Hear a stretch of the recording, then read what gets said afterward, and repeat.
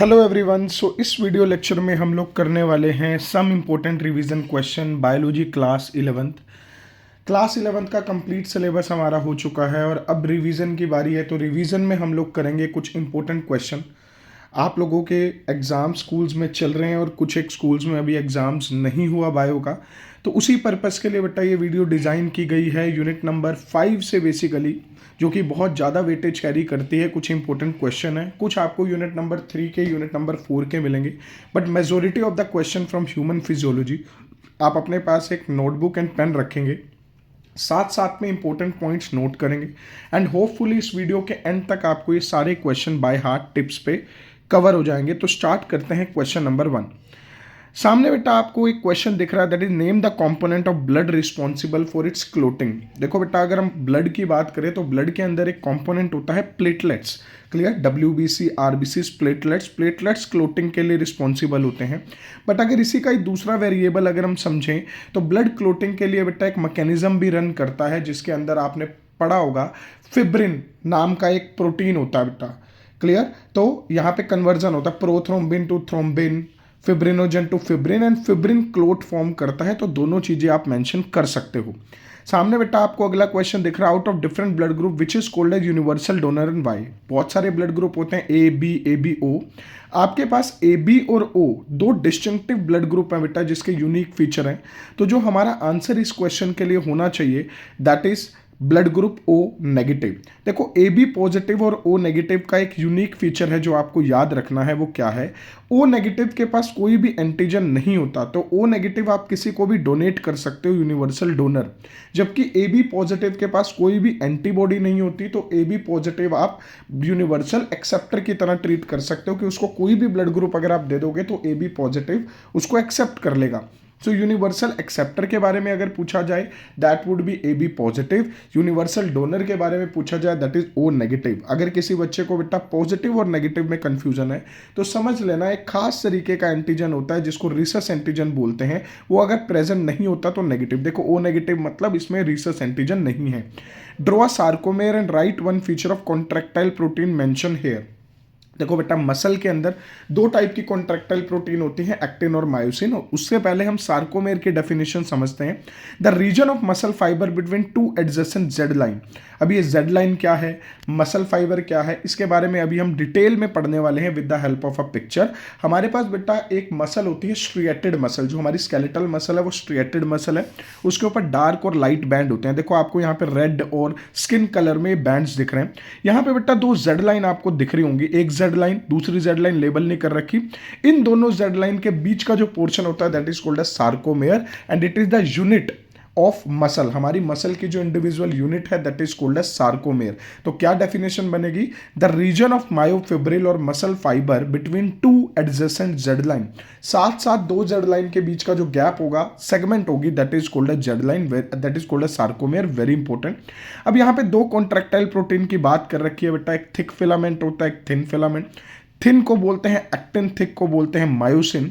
इसके बारे में कंपैरिजन कई बार एग्जाम में पूछा जाता है, तो आपको ये पता होना चाहिए। लाइट बैंड और डार्क बैंड भी इनके दूसरे नाम है। क्लियर? तो लाइट जो है दैट इज एक्टिन और जो डार्क है दैट इज मायोसिन। क्लियर? तो इसके बेसिस पे आप डिफरेंस करेंगे। ए बैंड होता है, आई बैंड होता है, इसको भी आप अच्छे से समझेंगे। डार्क जो है वो ए बैंड है और लाइट जो है वो आई बैंड है। क्लियर हो गया? अब सामने बेटा जो ये आपको मसल्स दिख रही हैं, इस मसल्स का नाम जो है ये आपको आइडेंटिफाई करना है और डिफरेंट टाइप की मसल्स को एक एग्जांपल के साथ एक्सप्लेन करना है। देखो, मसल्स के अंदर आपको धारियां दिख रही हैं लाइट और डार्क, तो ये स्ट्रिएटेड मसल्स हैं। स्ट्रिएटेड मसल्स वो मसल्स होती हैं जिनके ऊपर स्ट्रिएशंस हो, alternate light and dark band हो। Such type of muscles are called as striated muscle. जैसे हमारी बॉडी की जो स्केलेटल मसल्स हैं, क्लियर, स्केलेटल मसल इसका एग्जांपल है। कार्डियक मसल भी स्ट्रिएटेड होती हैं। अगर आप इसको माइक्रोस्कोप में देखोगे तो आपको लाइंस दिखेंगे। अब बात कर लेते हैं बेटा तीन टाइप की मसल्स की। सबसे पहली टाइप की मसल है हमारे पास कार्डियक मसल, देखो हार्ट बना हुआ है। सेकेंड टाइप की मसल है हमारे पास स्केलेटल मसल, जो पूरी बॉडी के स्केलेटन सिस्टम के साथ जुड़ी हुई है। एंड थर्ड है हमारे पास स्मूथ मसल, जो हमारे स्मूथ विसरल ऑर्गन्स, होलो ऑर्गन्स के साथ जुड़ी होती है और ये इनवॉलेंट्री होती है।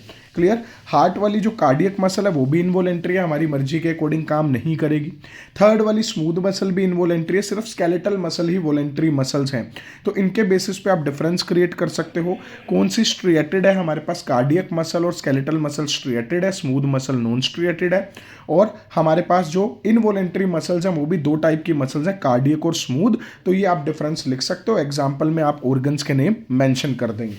Cell is the structural and functional unit of life. Justify, आपको ये जस्टिफाई करना है that cell is the structural and functional unit of life. बिल्कुल बात सही है, हमारी बॉडी की इंडिविजुअल यूनिट क्या है, सेल है। सेल से ही कंबाइन होके फर्दर ऑर्गन टिश्यू सब बनते हैं, वो समझते हैं। देखो एटम और मॉलिक्यूल से शुरू कर रखा, आप सेल से भी स्टार्ट कर सकते हो। एटम कंबाइन हुए तो मॉलिक्यूल केमिस्ट्री में पढ़ते हो, मॉलिक्यूल कंबाइन हुए तो सेल बना, सेल कंबाइन होने से टिश्यू बना। जैसे हमारी बॉडी के डिफरेंट टिश्यू हैं बेटा, क्लियर। टिश्यू से बना ऑर्गन, जैसे स्टमक एक ऑर्गन है। देन हमारे पास ऑर्गन सिस्टम बना, जैसे डाइजेस्टिव सिस्टम। और बहुत सारे ऑर्गन सिस्टम मिलके एक ऑर्गेनिज्म फॉर्म करते हैं। तो सबसे ज़्यादा नींव, सबसे बेसिक यूनिट क्या है, सेल।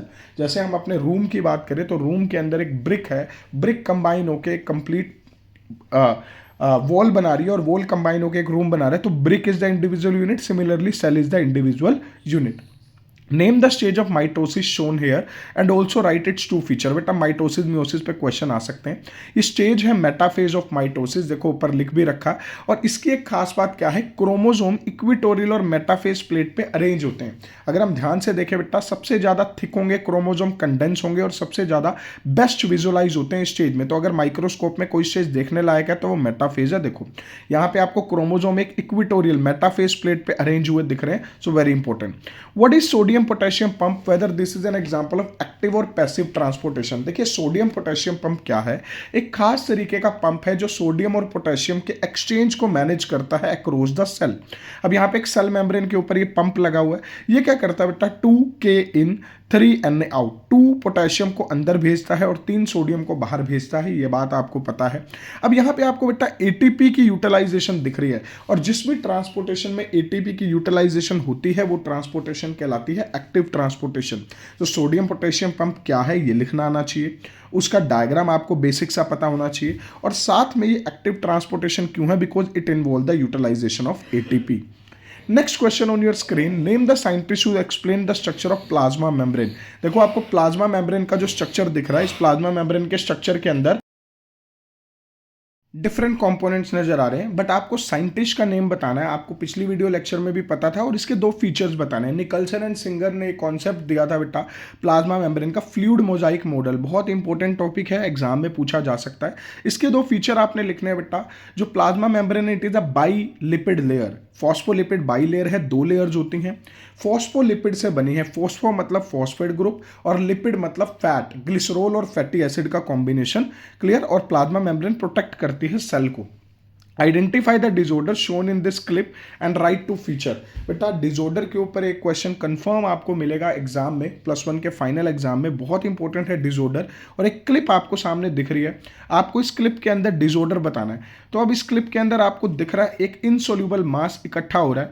इनसोल्यूबल मास किडनी के अंदर इकट्ठा होकर या तो किडनी में ही एक्यूमुलेट हो जाएगा, या वो यूरेटर के अंदर फंस जाएगा। This disorder is called as renal calculi, पथरी जिसको बोलते हैं, स्टोन भी बोलते हैं। Calcium based insoluble mass get accumulated, leads to difficulty in urine and unbearable pain. बहुत खतरनाक लेवल की बेटा पेन होती है, आपकी फैमिली में भी किसी ने एक्सपीरियंस किया होगा। So that is called a renal calculi. Draw a chromosome and label its various part. सबसे सिंपल सा डायग्राम है बेटा क्रोमोसोम का। क्रोमोसोम का बेसिक डायग्राम बनाना आना चाहिए। लेबलिंग थोड़ी सी इनकम्प्लीट है, अब इसको कंप्लीट करेंगे। पी और क्यू आपको पता है आर्म्स होती हैं, short arm and long arm. Centre में है सेंट्रोमेयर, और सेंट्रोमेयर के अंदर एक और पॉइंट होता है काइनेटोकोर, जो कि यहाँ मेंशन नहीं कर रखा। So P arm, Q arm, centromere, kinetochore. Kinetochore वो एग्जैक्ट जगह है जहां से स्पिंडल फाइबर बाइंड करती है, नोट करेंगे। और इस क्रोमोसोम के बेटा दोनों एंड्स पे आपको एक खास जगह दिख रही है पिंक कलर की, दैट इज कॉल्ड टीलोमेयर। ये टीलोमेयर बहुत इंपॉर्टेंट रोल प्ले करते हैं। Length of telomere is very important, आप इसके बारे में पढ़ेंगे। मैंने पिछली वीडियो में भी बोला था, और कमेंट सेक्शन में आप मेंशन करेंगे कि क्या लेंथ ऑफ टीलोमेयर किसी चीज को इफेक्ट करती है, क्या इसका किसी कैंसर से रिलेशन है, क्या ये बॉडी के अंदर कोई प्रॉब्लम क्रिएट कर सकती है। इन सारे क्वेश्चन के आंसर आप मुझे कमेंट सेक्शन में लिख के भेजेंगे। तो यहां पे आपको 3-4 लेबलिंग इसकी याद रखनी है। नेक्स्ट आपके पास ट्रांसफर सेक्शन है किडनी का, इसमें से ए बी सी आइडेंटिफाई करने, बेटा पिक्चर बेस्ड क्वेश्चन आ सकते हैं।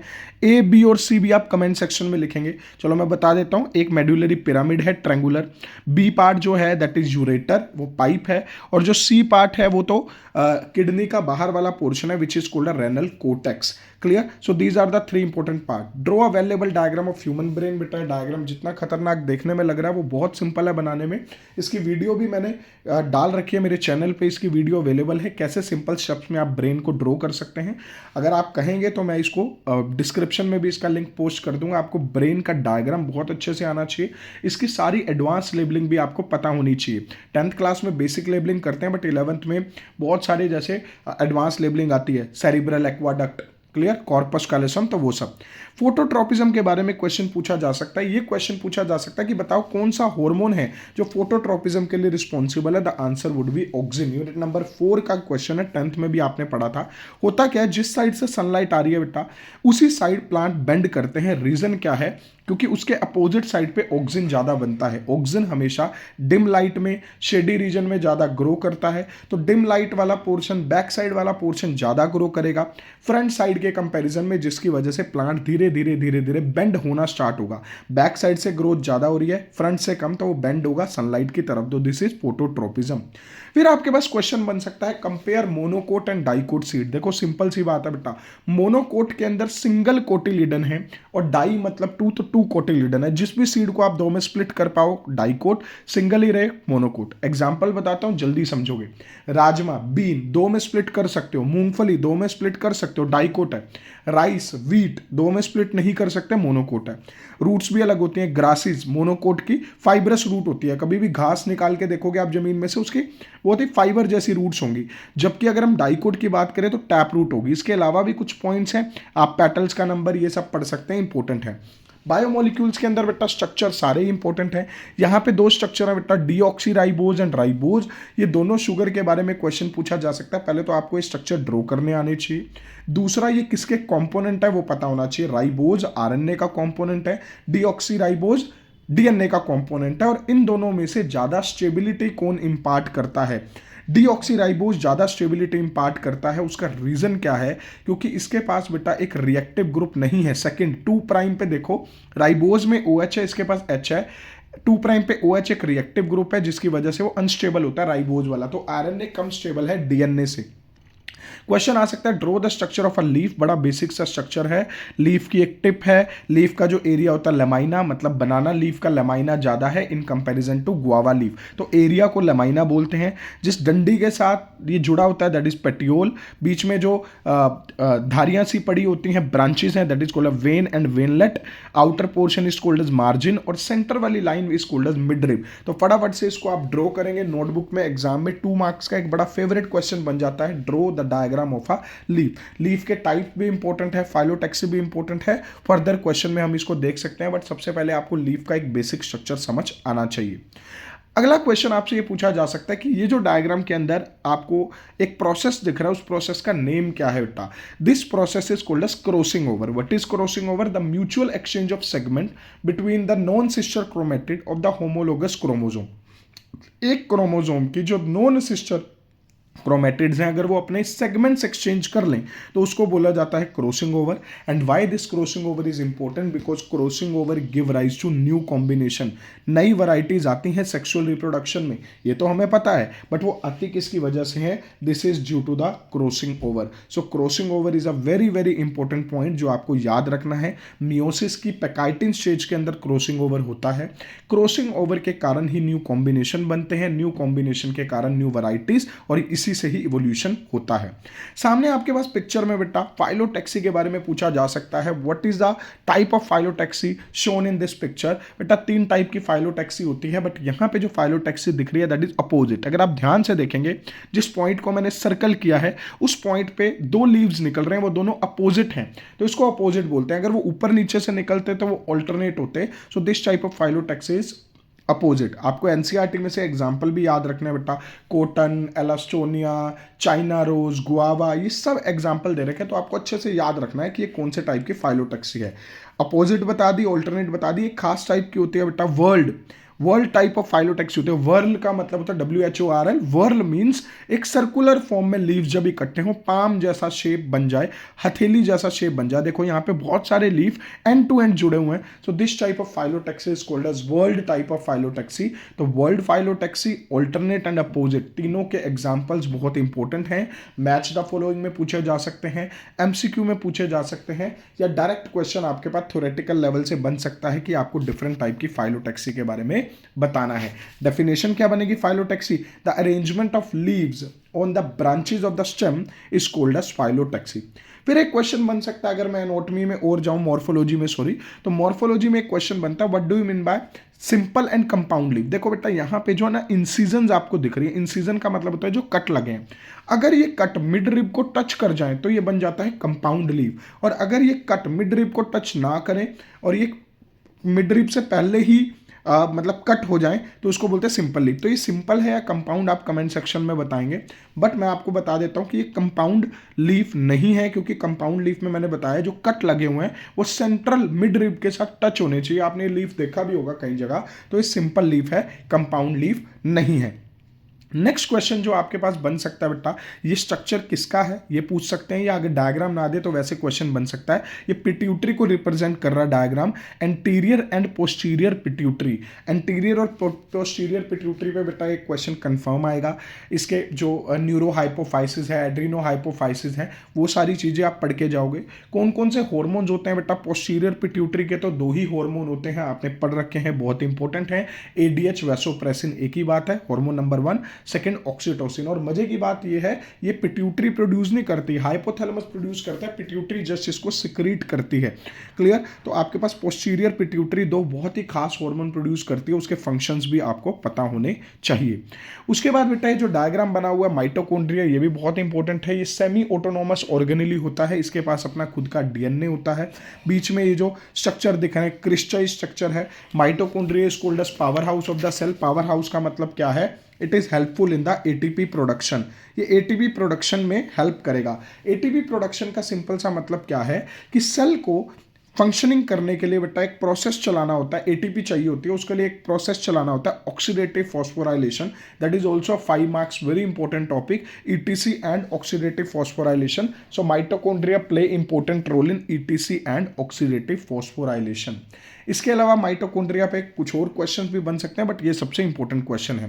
देन उसके बाद बेटा ये भी एक इंपॉर्टेंट डायग्राम आपको दिख रहा है, पिछली वीडियो लेक्चर में भी था। ये बेसिकली कंट्रोल एंड कोऑर्डिनेशन हो रहा है हमारे मसल्स का with the help of nerve. आप अपना हैंड मूव कर रहे हो, आप अपना सिर मूव कर रहे हो, तो आपको सिग्नल मिल रहे हैं न्यूरॉन्स के थ्रू। न्यूरॉन्स एक खास तरीके का केमिकल सिक्रेट करते हैं, अगर आप यहाँ पे देख पाए रेड रेड कलर के आपको डॉट्स नजर आ रहे हैं, वो न्यूरोट्रांसमीटर हैं जो सिग्नल आगे ट्रांसमिट करते हैं। तो ये जो आपके पास डायग्राम है, एग्जैक्टली अगर मैं डायग्राम को नेम दूं तो this diagram represent neuromuscular junction. Neuromuscular junction is a gap between the neuron and the muscle. So this is neuromuscular junction. Synapse का डायग्राम भी पूछा जा सकता है, which is a gap between the 2 neuron, but most important diagram is neuromuscular junction. और ये जो muscle के अंदर आपको कैविटीज दिख रही हैं, इनको एक खास नेम दिया जाता है, वो आप कमेंट सेक्शन में लिखेंगे। आइडेंटिफाई द स्टेज पे क्वेश्चन आ सकता है। स्टेज का नेम क्या बेटा? दिस इज एनाफेज, क्योंकि इस स्टेज के अंदर अगर आप ध्यान से देखेंगे तो स्पिंडल फाइबर शॉर्ट हो चुके हैं, और स्पिंडल फाइबर के शॉर्ट होने से ये दोनों साइड पे खिंच चुके हैं chromosome. So this is anaphase stage just before the telophase. तो सबसे पहले प्रोफेज होता है, मेटाफेज अभी पहले हमने देखा है, इक्वेटोरियल प्लेट पे अलाइन होते हैं। बहुत इंपॉर्टेंट डायग्राम है एनाफेज का, आप ड्रॉ करेंगे। आप क्रोमेटिड्स को दोनों एंड पे सेपरेट किए हुए दिखाएंगे। देखिए यहाँ पे कोई भी क्रॉसिंग ओवर नहीं हो रही, क्योंकि ये माइटोसिस का डायग्राम है, तो अलग कलर में ही आप इसको रिप्रेजेंट करेंगे। फिर क्वेश्चन आ सकता है इस पूरे डायग्राम के अंदर आप बताएं स्मूथ मसल्स कहाँ कहाँ प्रेजेंट हैं। बेटा जो एक पेरिस्टाल्टिक मूवमेंट आपने 10th में पढ़ा था, contraction and relaxation of food pipe और स्टमक, ये सब मैनेज की जाती है किसके द्वारा? ये स्मूथ मसल द्वारा मैनेज की जाती है बेटा। Smooth muscles are involuntary. आप अपनी पेरिस्टाल्टिक मूवमेंट को कंट्रोल नहीं कर सकते। स्टमक के अंदर जो बॉवल मूवमेंट होती है, क्लियर, स्टमक के अंदर जो आपके पास मूवमेंट होती है, या आपके एक्सक्रीटरी सिस्टम में या आपके इंटेस्टाइन में जो बॉवल मूवमेंट्स होती हैं, मूवमेंट्स चलती रहती हैं, वो सब कौन कंट्रोल करता है? That is controlled by the smooth muscle. Clear? Digestive system chapter आपके सिलेबस में नहीं है, बट मसल सिलेबस में, तो मसल से रिलेटेड क्वेश्चन एसोसिएट किया जा सकता है। नेक्स्ट डायग्राम आपकी NCERT से ही लिया गया है। That is the structural and functional unit of kidney which is nephron. इसका डायग्राम बहुत इंपॉर्टेंट है।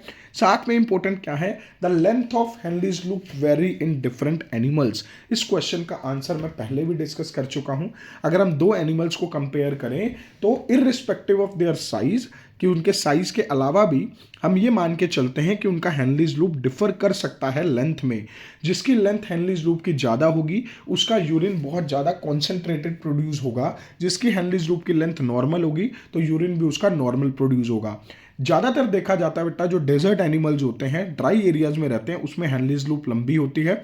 उसको एक पर्टिकुलर नेम भी देते हैं, वो भी आप कमेंट सेक्शन में लिखेंगे। फिर क्वेश्चन आ सकता है identify the joints shown in the diagram. 5 हिस्से यहाँ पे इल्यूमिनेट कर रखे हैं बेटा। इसके जॉइंट्स के बारे में आप बताएंगे। फॉर एग्जांपल शोल्डर में होता है ball and socket joint, clear. Knee में भी एक हिंज जॉइंट होता है, क्लियर। इसके अलावा जो आपके एल्बो है वहाँ पे भी सेम हिंज जॉइंट है, clear. Thumb, carpal and metacarpal of thumb में एक खास तरीके का सेडल जॉइंट है। तो ये सारे जॉइंट्स आप कमेंट सेक्शन में लिखेंगे 1 2 3 4 5 नंबरिंग डाल के आप एनालाइज करेंगे कौन कौन से जॉइंट्स हैं। बहुत सिंपल से हैं बेटा ये जॉइंट्स, आपको पता है। आप इन जॉइंट्स के फंक्शनिंग भी आप लिखेंगे क्योंकि ये जॉइंट्स ही हैं जो बोन्स को बोन के साथ कनेक्ट करते हैं। टेंडन और लिगामेंट्स पे भी क्वेश्चन पूछे जा सकते हैं। Bone to bone ligament, then bone to muscle tendon.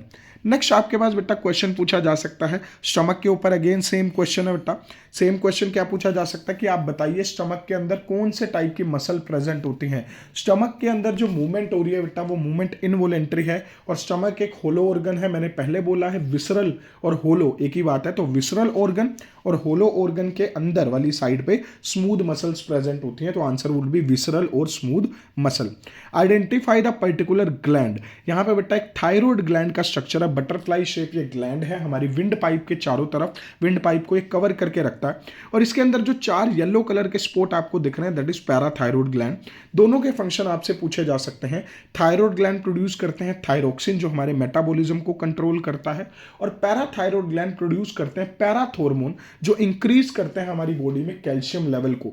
इसका अपोजिट है कैल्सिटोनिन जो हमारी बॉडी में कैल्शियम लेवल को डिक्रीज करता है। इन दोनों का वर्क होता है एंटागोनिस्टिक। Identify the structure. आपको ये स्ट्रक्चर जो बना हुआ है इसको आइडेंटिफाई करना है और इसके अंदर बताना है कौन से टाइप के एपिथेलियल टिश्यूज प्रेजेंट हैं या इसकी खास बात क्या बेटा। ये काफी स्ट्रेची स्ट्रक्चर है which is called as urinary bladder, and urinary bladder have a function to store the urine until it is released out from the body. The inner wall of this urinary bladder is lined by the transitional epithelium. It is lined by the transitional epithelium और ये transitional epithelium help करते हैं इस bladder को expand करने में। Very important question. Last question यहाँ पे बन सकता है बेटा कि ये जो नीचे स्ट्रक्चर आपको दिख रहा है ये स्ट्रक्चर क्या है। दिस इज डायफ्राम जो मैनेज करता है process of inhalation and exhalation. यहाँ पे बेटा कार्टिलेजनस रिंग से क्वेश्चन बन सकती है। कार्टिलेजनस रिंग्स इंश्योर करते हैं कि लंग्स कोलैप्स ना करें जब इसमें कोई भी एयर प्रेजेंट नहीं है। So these are the very important question of complete biology. कुछ एक चैप्टर्स मैंने बायोलॉजी के लिए हैं जिसके कुछ इंपॉर्टेंट क्वेश्चन है with the help of pictures. आपने इन सारे क्वेश्चंस को पेन डाउन करना है और वीडियो खत्म होते ही आपने इन क्वेश्चंस को एक बार रिवाइज करना है। ये क्वेश्चन आपके लॉन्ग टर्म मेमोरी में स्टोर हो जाएंगे। Good luck for the exam. और अगर आप चैनल पे नए हैं तो चैनल को सब्सक्राइब करें। All the best.